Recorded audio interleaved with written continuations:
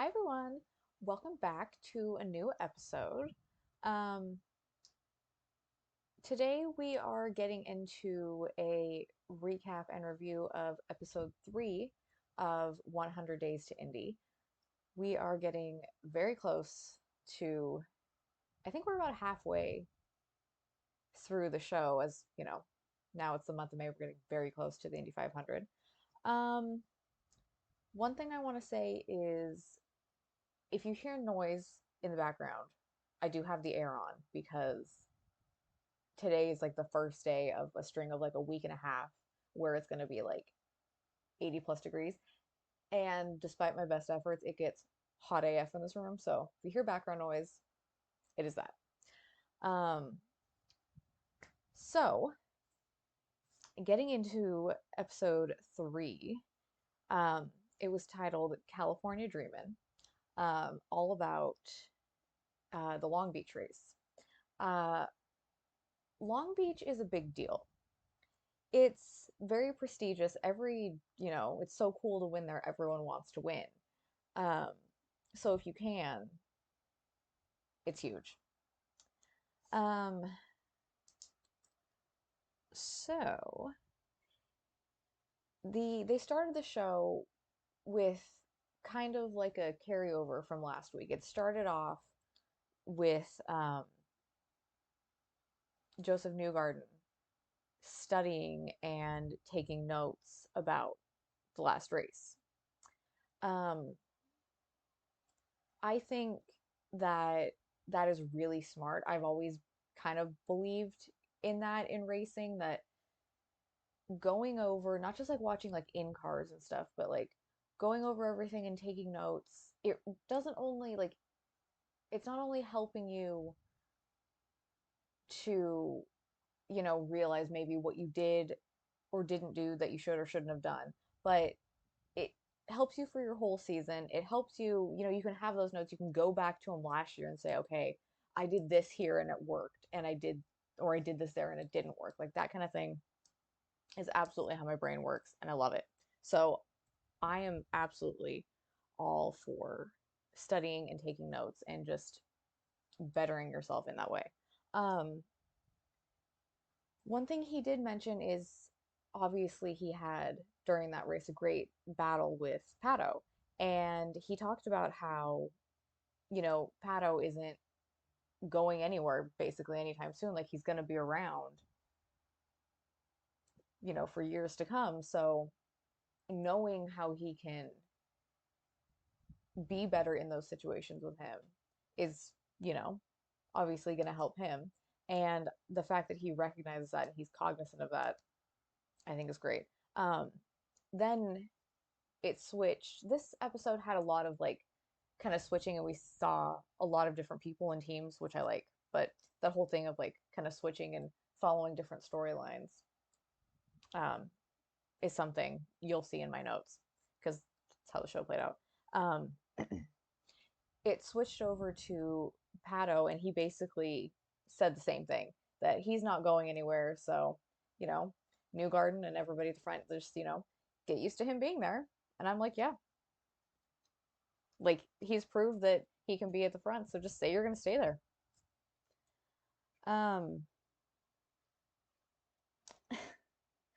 so they talk about how it's kind of hard in motorsports,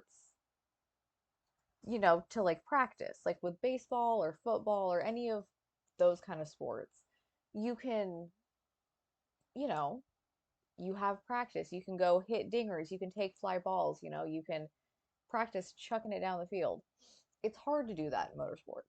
So the closest kind of thing that they have is, sim rigs.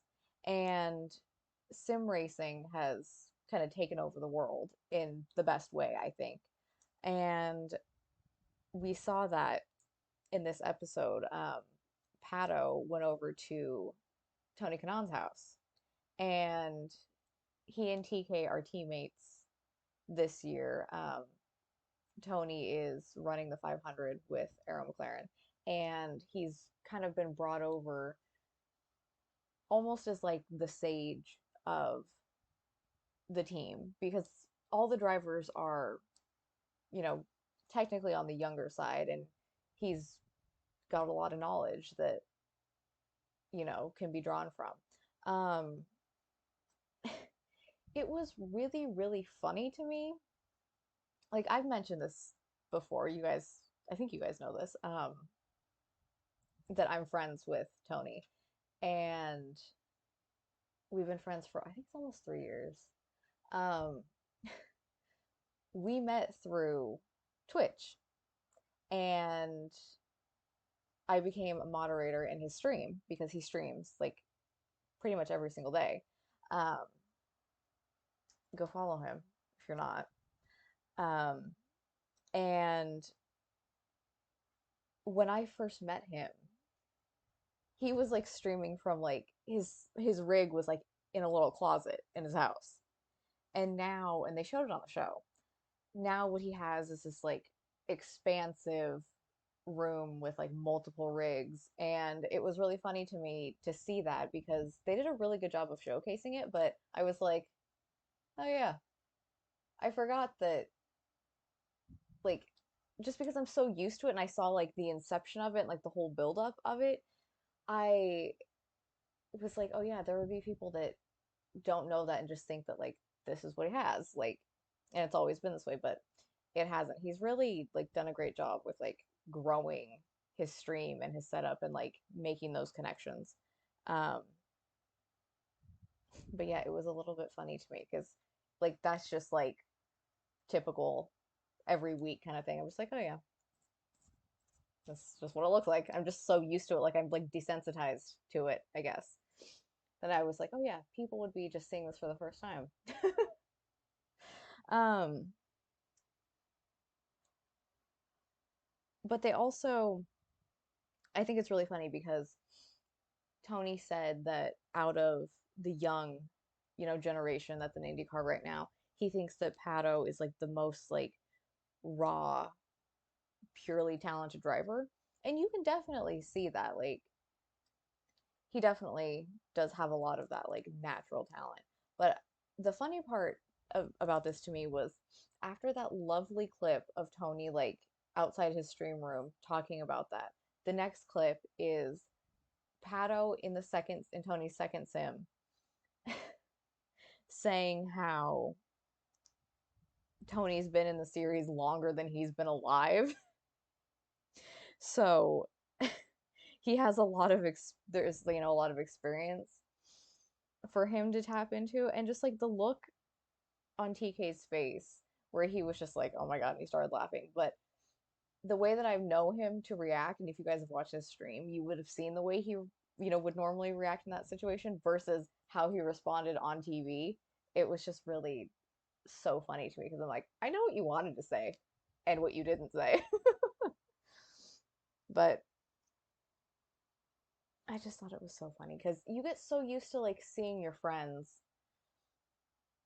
you know, in that way if they're just like your friends. Like, and so when sometimes you just become so desensitized to the world knowing them differently, if that makes sense.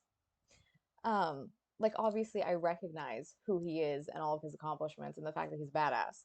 But to me, I'm just like, yeah, he's Tony. But to the world, he's, it's like, oh my God, it's TK, as it should be. I think that for all of my friends who are involved in motorsports in any kind of way. Um, but it was just one of those moments for me to sit back and be like, oh yeah, this right here on TV is kind of how the world knows him, which is, completely different to me. So yeah, that was like a nice little segment.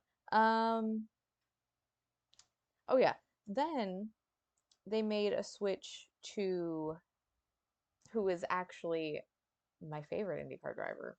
Everyone always assumes my favorite is Tony. It's not. It's Elio, and it has always has been. But they made a switch to Elio because he was doing something super super cool at IMS. Him and Roger were unveiling the new yard of bricks, and now it has Elio's brick in it. So it has all of the bricks from all of the four-time winners, which are AJ Foyt, Rick Mears, Al Unser Sr., and Elio. And to see all of their, all of those in there was so cool. I mean, I'm the biggest like history nerd in the world, and that his name is in the history books as a four-time winner when that's just so hard to do and it's so rare, even though a lot of people put an asterisk next to it because 2002. Um, which I will say, because they showed little clips from every year that he won, and the 2002 clip went by like that.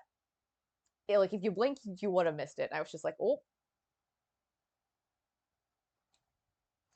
Um, mm. What I'll say about that is Dinner with Racers is running a great series right now on I think it's on YouTube. Yeah, it's on the Motor Trend YouTube channel. With Paul Tracy. And he obviously is the second half of the 2002 Indy 500 controversy. Um, so go give that a watch. I recommend. Um, but yeah, let's see. Okay, so from Elio, it shifted to like the bigger picture of Meyer Shank Racing. Um, they are obviously, continuing to grow as a team, even though now they are a two-car team with Elio and Simon Pagenaud. They're, still considered small. Um, I'm still a little bit salty about Mike Shank. I'm a little bit like, but he obviously has big goals. He wants for Elio and for Simon, to have multiple wins under his banner. Um, he also said he made an interesting point. He said that he wants, like the top dogs, Penske, Ganassi, Andretti to keep winning and keep being their best because when he beats them and when they beat them, it will mean more. And I think that there are a lot of ways that you could think about that and think about a situation like that. But I think that's fair. Like, you want to be the best, you got to beat the best type thing. Um, so I think in that respect, he has it right. Like I agree with that kind of mindset. Um, and I obviously want that for them because I do love Elio and I'm such a fan of Simon Pagenaud. Um, I would love to see them, you know, finally kind of like get it with Shank and like break through and be able to start knocking out some wins.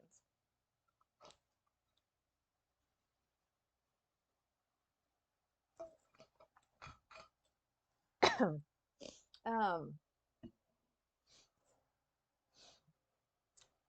okay, and speaking of, so from Meyer Shank, they went to RLL, Rahal, Letterman, Lanigan. Um, and there was just like a little clip of Graham Rahal, just I think like walking up the stairs to I think like go work out or something at the team facility. And this moment made me laugh a lot because he was talking about how as he's gotten older, everything kind of like hurts more when he gets out of the race car. Like his back hurts, his neck hurts, like his sciatic nerve was like lightning bolts down his legs, like, and how he has to like, work harder because it was not in his genetics from his dad to just have a six pack all the time, and how he's kind of like morphing into his dad. And I just started laughing because like we love a moment of self reflection. Like everyone always, it's always a thing when you're growing up, you say you don't want to become your parents. But in some aspects, you totally do. But he's just like, I'm morphing into my dad. But I'm like, you know what? We love self-reflection. um,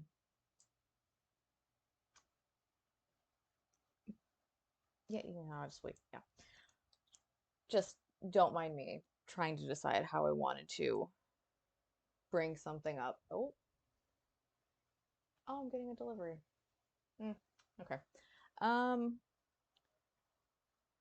so keeping with RLL, um, they have this year, their lineup is Graham, Jack Harvey, and Christian Lundgaard. And they definitely have the potential, I think, somewhere, within them to start making some noise and start putting something together. David Letterman has kind of been the kind of like team spokesperson, for the owners group. And he said he feels like they're so close to that breakthrough. And I honestly, I kind of hope that he's right because I say this every week, but every team firing on all cylinders and having a field of highly competitive drivers is never going to be a bad thing, ever. I want everyone to just like be going for it because that is what grows the sport and that is what just makes it fun. And that's what you want going forward. You want, the younger generations and everyone to just, want want it, to want to watch it, want to be a part of it. So more competition is never going to be a bad thing.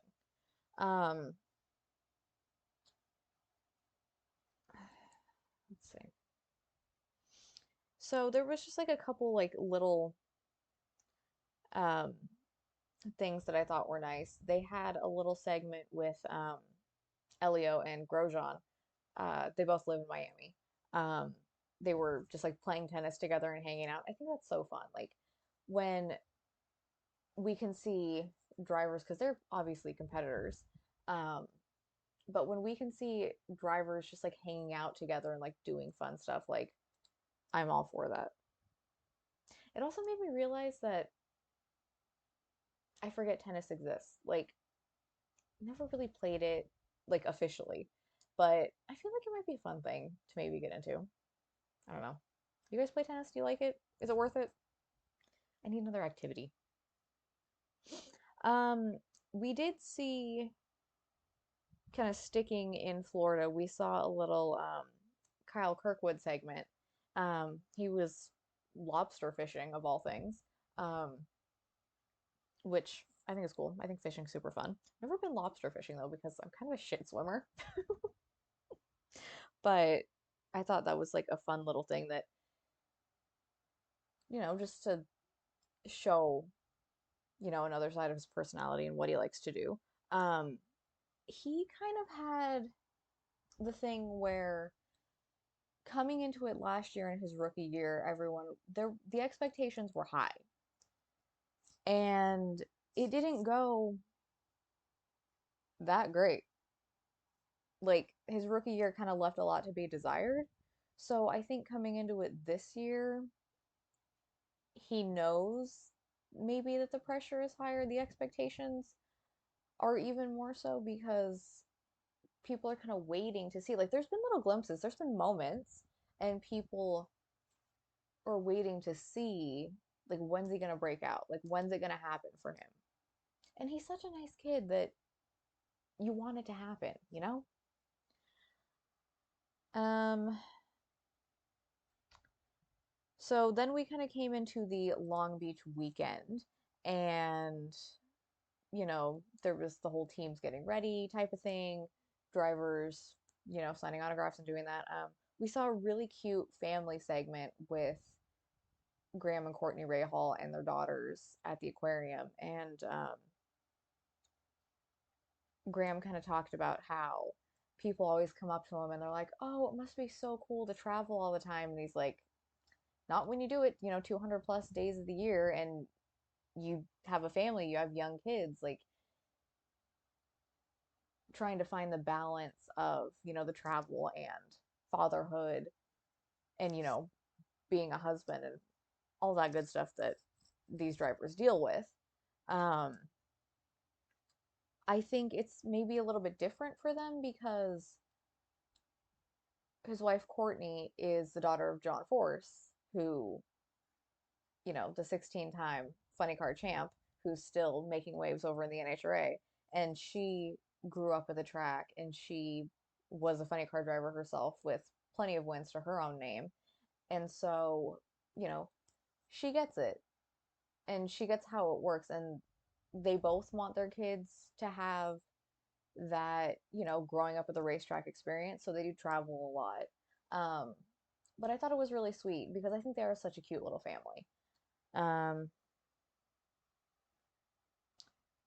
but yeah. And I think for people who I've been saying but yeah a lot. Like you guys got to yell at me to stop doing that because I watch these back and I'm like, Jesus Christ, why do I do that? um, I think I almost did it again. I caught myself. I think that for those people who, because Ray Hall has kind of been one of those more controversial drivers, either you're kind of chill with him or you really, really don't like him. And a lot of people really don't like him. I think in the past, I've understood that because I thought for a while he did have like a wee bit of an attitude, but I think he's definitely mellowed out more. Um, and there's been some instances this year. There was an instance at Texas where he went flying through the air and it could have been a whole lot worse than it was because of the negligence of another driver. Um, I did talk about this during Emu and I's Texas recap show that we did, but it never went anywhere other than here. I didn't upload it anywhere. Um,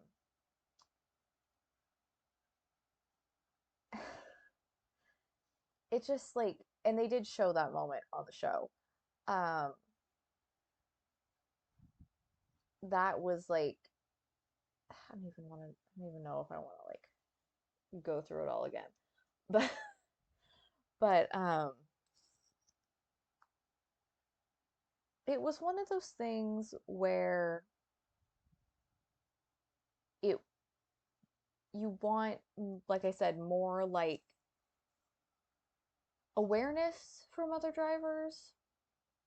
And, even we kind of saw like a slightly similar moment in the Long Beach race where there was some, or at least one or two incidents that you're kind of going, what are we doing? Like, there has to be there just has to be like a higher driving standard. And that sounds bad because it's not like everyone's going around and like crashing each other all the time, but there are moments where maybe IndyCar doesn't step in. Like, not all instances are going to be like a penalty situation. Like, I'm going to preface this with that. But the ones that are, the ones from Long Beach that I think should have been, and are widely regarded as ones that should have been, haven't been. And you don't want to become that. You don't want to become the series where it's just like bumper cars and everyone's just like bam bam bam all the time. Because that's dangerous, it's expensive, and it's not a good look. It's it just can't happen. So we need to have a higher driving standard. And I think there if if there are people, I understand that every year is a fresh start, but if there are people who you are knowing to be repeat offenders of doing dangerous stuff, IndyCar has to step in and do something about that. Because it is 2023, no one should be flying through the air, especially not on an oval, like what happened to Graham at Texas. Um, so they're just, IndyCar is not for everyone. It's not. Not everyone is cut out for open wheel racing because it's hard. You have to be at the top of your game. It's dangerous, and you can't just be like fucking around. So I think between that and there was one instance that definitely should have been a penalty at Long Beach with Pato and Dixie that I think was Pato's fault. I'm gonna say that. I do think that. Like, yes, he's talented, and yes, I think he's a good kid, but he shouldn't have done that, and it should have been a penalty. Um, we just, you know, it has to be done. There has to be some more awareness.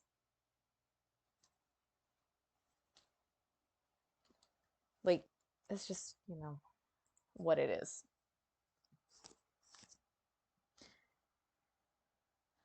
Um, I don't even know where I was going. Where am I going?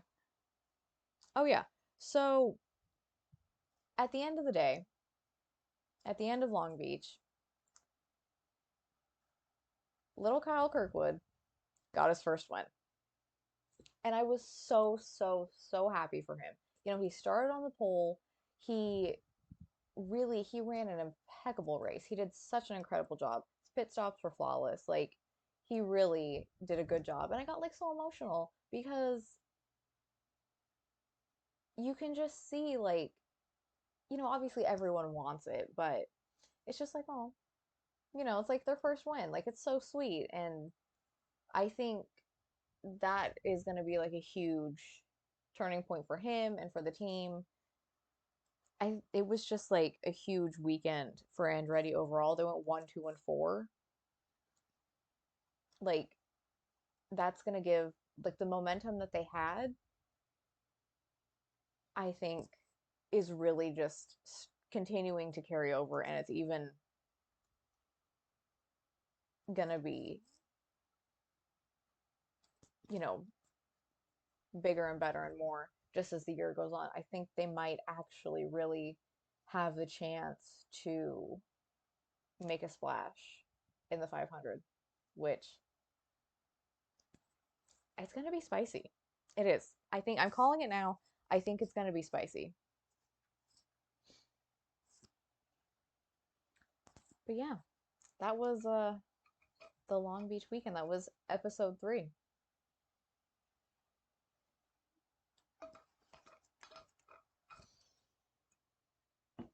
Um, if you're not watching, you should be. Thursday nights, 9 p.m. on the CW, and streaming the next day on the CW app. Not sponsored, but maybe it should be. Um, Back to real life for a second. IndyCar this weekend. We're in the month of May, so it is IMS month. Um, Saturday, so tomorrow, um, IMS road course, which is they do the road course twice. Once now and then once later in the year. This is the one I think widely that the drivers would like to eliminate, at least from some drivers that I've heard, because I think some teams and some drivers would prefer to have the whole month just for 500 prep, but it's going to be interesting too. Last year was a hell of a race. They're all hungry, they all want it. So NBC, 12:30 p.m. Pacific time. Get your popcorn and your candy. Um, it's actually we actually have some really good racing happening this weekend that's not IndyCar. IMSA, oh, jeez. IMSA is at Laguna Seca. Oh my God. Why did it take me so long to realize that? Remember that. IMSA at Laguna Seca this weekend. Um, on Sunday. I think it's 12, so noon Pacific time, NBC for that race. Um, yeah, it's gonna be a good one. Laguna Seca is always a great race. Um, I saw some there's some track photos going around on Twitter. Not great.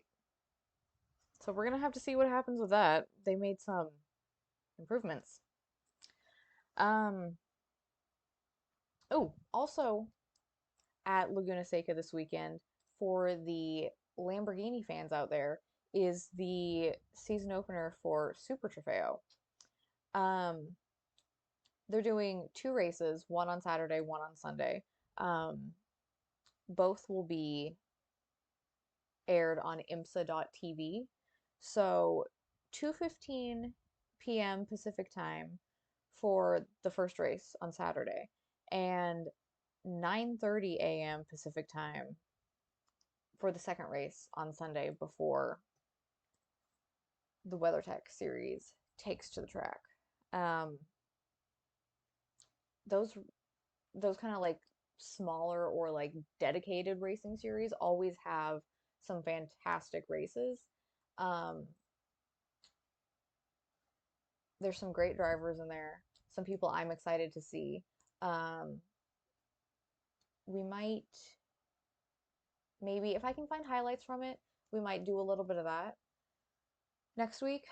Um, maybe we shall see how that goes. Yeah, I'm excited to see that. But IMSA.tv for Super Trofeo and then NBC for everything else. Um, let's see. What else is happening? Oh, next week. No. Yes? Yes, next week. Uh, Emo and I will. No, it's not next week. It's the week after. I have it written on the calendar over there. I'm trying to look. Yeah, it's the week after. So like 2 weeks, I think.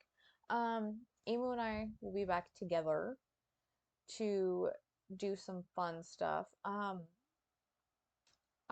kind of did a thing. I had mentioned to you guys, I think I mentioned that I had purchased something for, what is it, part four, part five of Kira went on eBay and now we're doing an unboxing.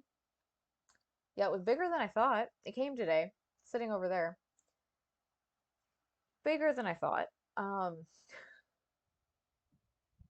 I'm gonna show you. So, God, it's heavy. Um, it is IndyCar trading cards from 1991.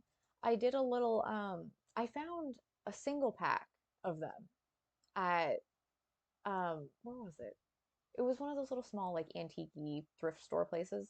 Um and I found it was just like a random like sitting on a shelf with some other things and I was like, "Oh my God, how random is this?"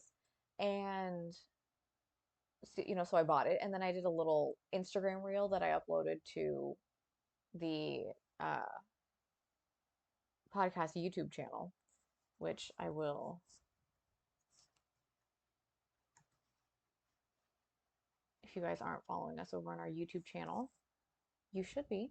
Um, I will be posting other like little shorts and stuff over there that I'm not doing on here, but that's where that reel ended up. It ended up as a short. Um, so I did like a mini unboxing and I wanted to see if I could get, like if eBay or whatever had any of like a bigger pack or because you guys know I did the one that was um which one was it? It was this one. The 1992 pack of 100, this box. I wanted to see if they had anything like that. And they actually did a box like that. But I saw um, what ended up, I think what they called them was like hobby packs. And they're like the sets that they would sell to like comic stores and places like that. And then when those places would close down or whatever it would be, these packs would, just end up out in the wild. And they do exist on places like eBay. And I was like, okay, cool. So that must be like the entire set. So I'll just buy it. You guys, it's bigger than my head. And based on the weight, which it does have, I think there might be a lot in here. Um, Normally, because you can see how shiny it is, it's still wrapped in like the original plastic. Normally, I would leave it that way until I did the unboxing on stream. I have to know how many packs are in here so I can tell whether or not I need to do like, one stream or multiple streams, because if there is as many as I think are in here, that would be like all day. And I'm not trying to like spend all day and like do it in one go. So if I can split it in half, that might be what we end up with. But yeah, a bit bigger than I thought. It's like a book. It's like a freaking hardback book.